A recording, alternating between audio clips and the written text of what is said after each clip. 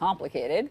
The president making that statement in a meeting with governors on Monday, and one of those governors joins us now. He's the Democratic governor, Jay Inslee of Washington State. He's also the incoming chair of the Democratic Governors Association. Governor, great to have you here in studio. It's nice to be here. Thanks for having me.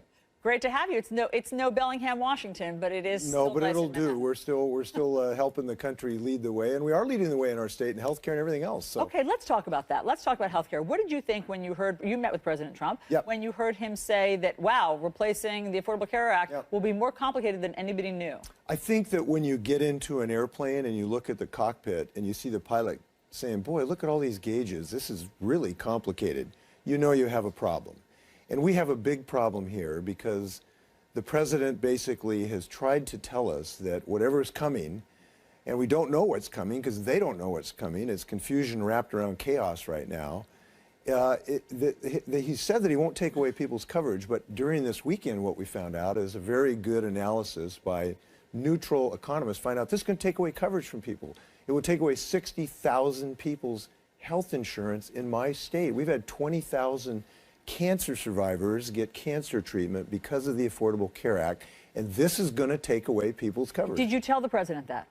I told that to Dr. Price twice. I had 2 conversations with about him, and I showed him this He's one study. of the architects of supposedly the new plan that will be announced Correct. in the next 2 weeks, they say. Yes. And so, what did he say when you say there's 60,000 people in my state that are going to lose coverage? So I showed Dr. Price this review that was done on behalf of the National Governors Association. This is the bipartisan group, and a review presented at that group showed that this would take about 60,000 people's insurance and rip it away from in my state. And I said, we are not going to allow that in my state. This is so important to our people's physical health and fiscal security.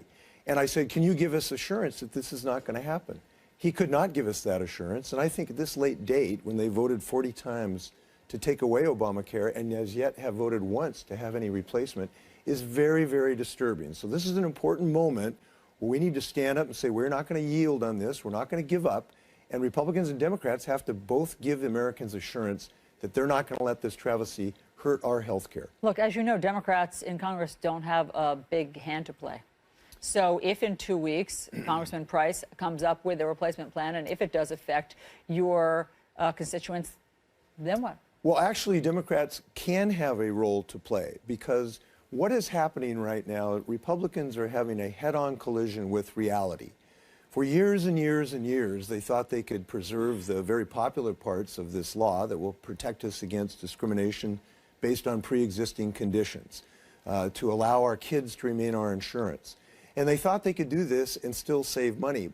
They still want to save the money, but you cannot take all of this money out of health care, put it into tax cuts for wealthy, which is the real desire here. The effort here is not to improve health, it's just to have a piggy bank to give tax cuts to the wealthy. And what they have found out is you can't do that. They're running into reality. But the Democrats, some Democrat votes probably going to be needed to do whatever replaces Obamacare. And yes, maybe there's improvements. Improvements might be appropriate, but do not take away health care from Americans. So just to be clear, when you met with the president and you're likening it to seeing a pilot who doesn't understand all the controls, you did not feel that he had his arms around any coherent plan? No, I have zero confidence in that, in part because the president has never addressed the real subject matter here. He continues to shuck and jive, if you will, about the specifics of this. And at this late date, not to have a plan that he can articulate is very, very disturbing, number one. Number two, to have the architect of the White House, which is Dr. Price, be unable to assure us governors, Republicans and Democrats alike, that they would not take away people's health insurance, that is a red warning sign, and the red flags are going up big time in this effort. I want to ask you also about what we expect will be announced tomorrow, and that is the new and improved Trump travel ban. Yours was the first state to sue the Trump administration over the last travel ban that you didn't feel was constitutional. What do you expect from the new travel ban?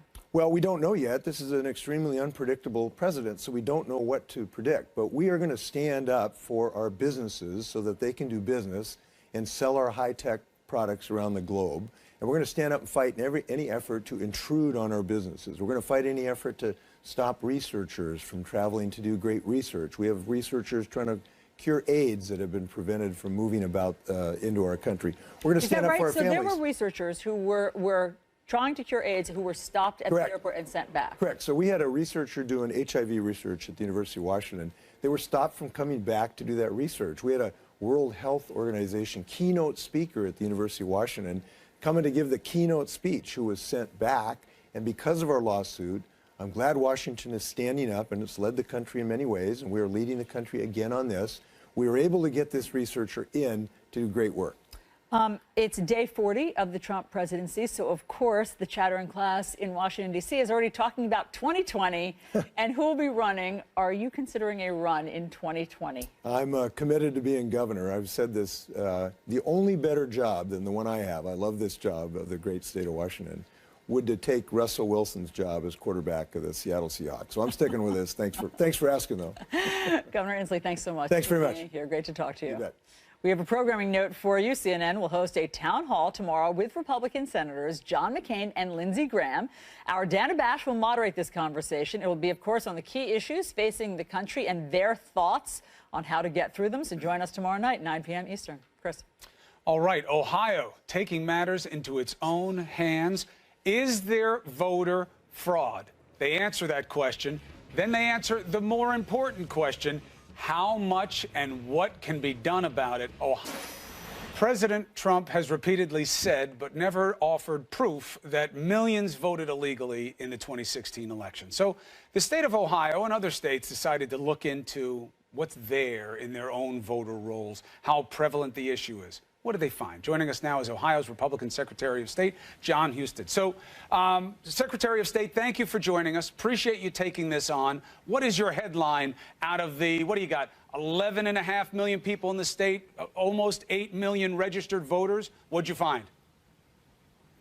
Well, we do a review every 2 years on non-citizen voting, and we use this using driver's license data. We found in this most recent report 385 non-citizens on the rolls and 82 of them that voted in the most recent election. So these are the facts, and we do this to try to help put them out there so people can really understand the scope, which I'd like to describe as voter fraud among non-citizens exists. It's rare. We hold people accountable, and we have ideas on how we can improve the system. So what did you find out about how? How did 385 non-citizens get on the voter rolls? Well, one of the ways that you can register is using a driver's license number or a Social Security number. We use driver's license data in Ohio. This is self-reported. These are people who are here legally. They get a driver's license. We match the data against voting records, and then that's how we come up with the number. Now, the federal government can help us improve this process, because right now we don't have the ability to check based on Social Security numbers. If the federal government would give us access to the last 4 digits of Social Security numbers for the people who are in America legally, but not legally allowed to vote because they're not citizens, we can improve this. And this is why this is important. The integrity of the elections is important. It's also, if people are here legally and they want to become citizens, you don't want them to vote. You don't want them to be on the voter rolls, because that could prevent them ever from becoming citizens, because that's a violation of the law. Obviously. Right. Now, the idea of fraud comes up a lot in this, and you have an interesting statistic I want you to explain. Of the 385, let's say, people who were wrongly registered, a large number of them, according to your report, volunteer to unregister. What does that tell you? Is this done by mistake by people? Is it fraud that they then get exposed and want to fix themselves?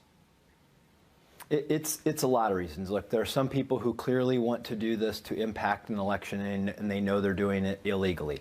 Other people get on there for reasons that are that they just are here. For example, they don't really understand what the rules and the laws are. Somebody asks them to register to vote. They have the documentation that allows them to do that. They get on the rolls illegally, and they make a mistake. So we don't want anybody to make a mistake and get in trouble doing something that they didn't know they weren't supposed to do, but we also want to stop people who may have more nefarious intent. And why is this important? In Ohio, over the last 4 years, we've had 112 elections at the local level that have been decided by one vote or tied. Right. So we have a lot of close elections. We want to make sure that the integrity of the elections are upheld, but we also want to have the facts so we can put it in the proper context, and people can feel comfortable that while it is a problem, it's not as big of a problem as they might have otherwise thought. Well, and let's get to the might as otherwise thought. part, because I'll tell you what election wasn't close on a popular vote level was the presidential election, right? And it is no mystery that the number of people who voted illegally, according to the president, would make him even and maybe pull ahead of Hillary Clinton in the popular vote count. Is there anything that you've seen in your state that implies on any level that there is widespread voter fraud?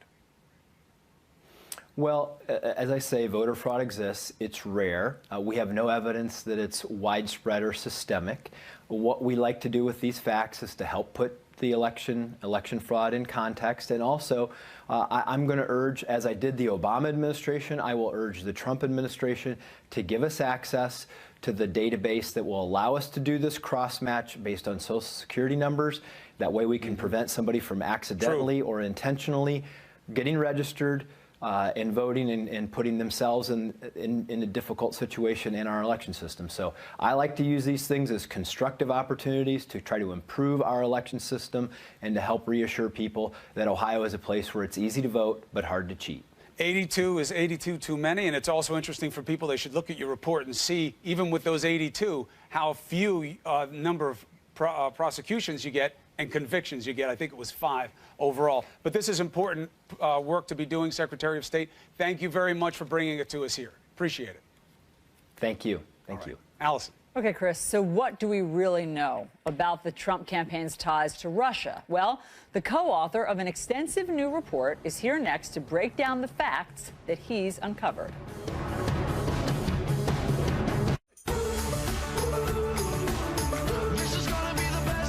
Today's Best Western is more rewarding than ever. Get a